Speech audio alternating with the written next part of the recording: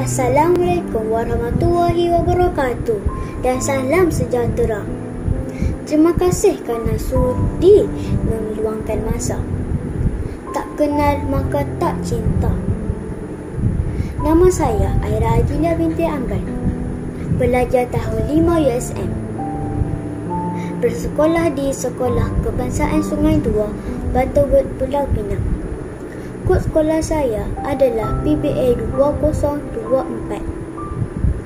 Pada resesi kali ini, saya amat teruja untuk berkongsi dengan anda semua sebuah buku yang telah saya baca yang berjudul 101 Cerita Dongeng AESOP untuk kanak-kanak. Buku ini diterbitkan oleh Mind to Mind Malaysia Sendirian Berhad pada tahun 2021.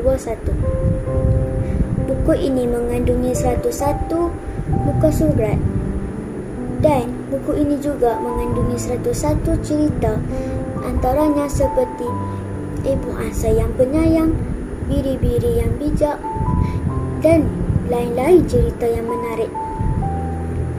Kisah pengembaraan klasik yang penuh dengan watak mencabar dan lucu pasti berjaya mendapat tempat di hati pembaca. Cerita-cerita di dalam buku ini abadi nilainya. Di samping banyak pedoman dan pengajaran yang dapat diambil daripada kisah yang dipaparkan. Saya suka buku ini kerana gaya bahasa dan ilustrasi amat menarik. Mekar angsana pandang tak jemu, bunganya luruh ke dalam raga.